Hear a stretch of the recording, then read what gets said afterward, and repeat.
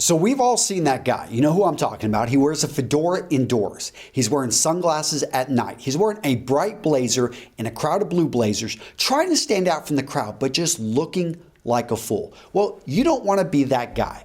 But at the same time, you want to separate yourself from the crowd. How to do it. In today's video, I'm going to share with you my 3 secrets for standing out from the crowd.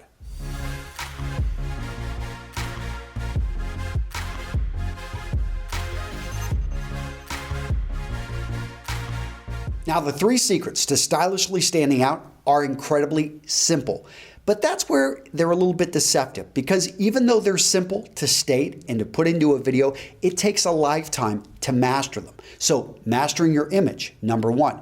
Number 2, mastering your mannerisms. And number 3, mastering your actions. In this video, I'm going to go deep on each of these and hopefully give you some new insights so that you can get on your journey to mastering each of them. Tip number 1 to stylishly stand out is to master your image. Now, I've created an entire business, 2,000 articles, hundreds and hundreds of videos on this. So yeah, it can get complex, but let's keep it simple, guys. Go back to the style pyramid. We're talking about fit, we're talking about function, we're talking about fabric. Let me explain each of these. So fit. 2 parts of fit. First off, your clothing needs to fit your body. Know the name of your tailor. If you're spending more than $50 on that piece of clothing, take it to get adjusted. And if you spend less than $50, it's great, but still take it to get adjusted or learn to adjust it yourself. Learn to buy clothing that actually fits you when you buy it off the rack. When you're shopping online, understand your measurements and don't fall for, okay, it's a size medium. Well, ask for what do they define as size medium, from how big is the chest to the length of the shirt, length of the sleeves. Focus in on that fit. Now, the second part, does it fit your lifestyle? Does it fit what you, in a sense, what you want to represent? Now, street style, all these other, classic style, conservative style, whatever you want to call it, find what's going to work for you. Mix and match, but again, fit your body, fit your lifestyle. That's tip number 1. Function is the second part of the style pyramid, and here it's about the message. It's about, are you wearing the right clothing for the right occasion? A lot of people think I stand for suits, and I'm always thinking, oh, a suit or a jacket's going to solve the problem. Guys, that's not the case. If you're a master electrician, if you are a plumber, if you are, in a sense, going to be working under your house, of course, don't wear a suit. But think about the function of that clothing, and in a sense, if you own a business and you're going to knock on somebody's door, you want to send a message of trust. So a uniform, also the function of the clothing to protect you. So longer sleeves made from cotton that's going to be able to protect you from hot pipes, and make sure that you nail your function of your clothing. Actually, it serves that purpose of sending the message you want to send. The third part of the style pyramid is fabric, and by this I mean build quality and quality of the materials used to make the item we're talking about. So fabric, when I look at a jacket fabric or shirt fabric, oftentimes it's going to be the length of the yarn. It's going to be how tightly woven the yarn is. Where did the yarn come from? Is it wool? Is it a synthetic material? When it comes to other things on a pair of shoes, we're looking at the leather. We're looking at the type of stitching. Was it Goodyear stitched? Was it Blake stitched? Is it glued together? Oftentimes, whenever a man's building his wardrobe, he sacrifices here. He buys cheap items which have low build quality. They may fit him, but over time they're going to fall apart. So this is an area, especially if you've already started building your wardrobe, you want to go back a year, maybe 2 years after you started this and say, can I upgrade certain items? Now, guys, I want to bring in the sponsor of this video, Paul Evans. Now, for 2 years, Paul Evans has been a sponsor of mine. You guys are familiar with the brand. And guys, I've got 15 pairs of their shoes now. And just to let you know, they sent me a lot of extra pairs. I need to offload them, and I would love to send you a pair. So if you have ever bought a pair of Paul Evans, I don't care, 5 years ago, 2 years ago, 1 month ago, let me know what you've bought down in the comments and the size that you have, because I've got some extra ones I need to send out. And if you haven't bought a pair, well, go ahead and take a shot. Go visit their website, put down in the comments your favorite style, your favorite size, and we'll reach out to a couple of you guys, because I got about 4 extra pairs that they sent me.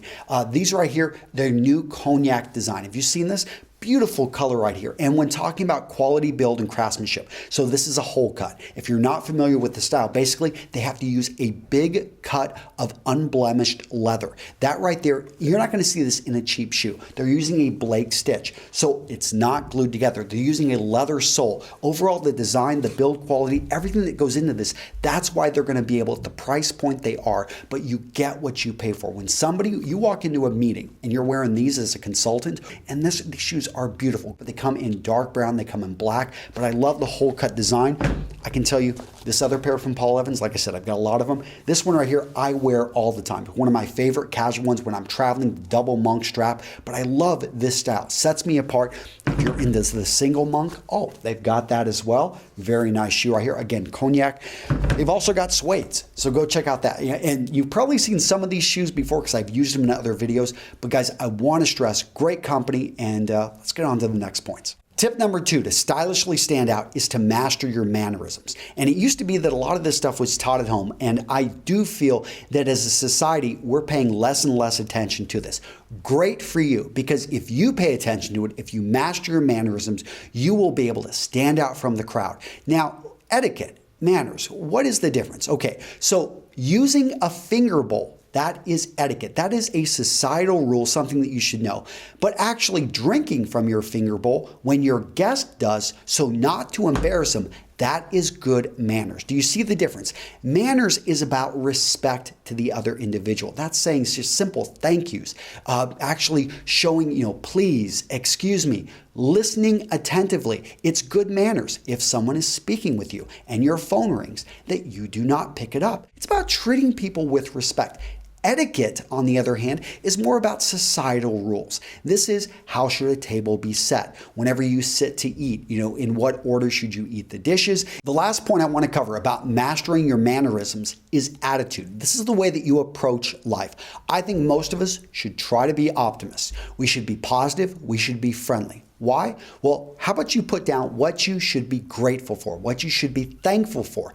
Are you able-bodied? Are you somewhat young? Are you healthy? Do you have people that love you? If you want real problems, go to a cancer ward for children and go in there and see these young people who haven't even had a chance at life, who are on their deathbed. And all of a sudden, your problems become really, really small. So be grateful, and then it's very easy, in my opinion, to be positive towards life.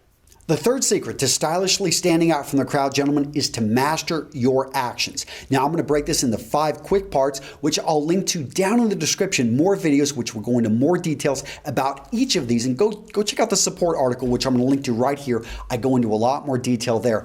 But number 1, be a man who, when he says he's going to do something, he actually does it. This is pretty rare. I mean, you guys have had this happen to you, where somebody says they're going to do something and they just don't do it. You don't want the reputation of being basically a flake. Now, the second part of this is actually to stay focused. When you say you're going to do something, focus in and do it. Never put off for tomorrow what you can do today. So this next point, I'm going to summarize in a quote. Say no so that you can say hell yeah. And let me explain what I mean by this. So my default answer is no to most requests. Every single day, I get 20, 30 people that want some of my time. And I've got my family I want to spend time with. I've got my business. And then I would like to have a little bit of time for myself. So I'm very selective. I say no the vast majority of the time. And you should get good at saying no, because what that does is it frees up the time and opportunity. So when an amazing opportunity comes your way,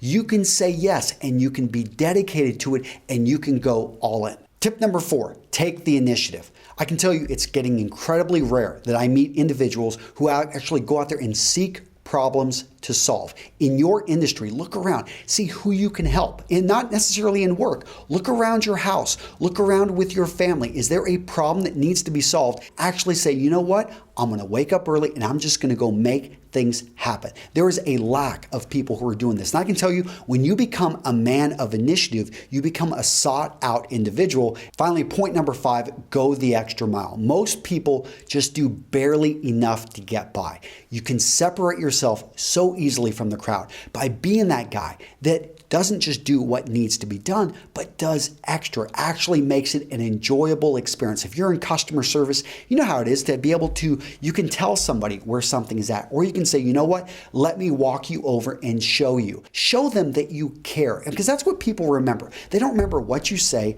what you do. They remember how you made them feel. And I can tell you that if you take all this advice and you run with it, you are going to stand out from the crowd. You're going to be somebody that they remember. Gentlemen, standing out is a great thing, especially when you stand out for positive reasons. People want to be around you. They seek you out. You have no problem with work coming your way. You have to start learning to say no. And guys, hopefully you can take this information and run with it. Don't forget to go check out the sponsor, Paul Evans. I've got another pair. Look at these nice pair of tassel loafers in their cognac design. Very just beautiful shoes, because like I said, I've got some pairs I want to send your way.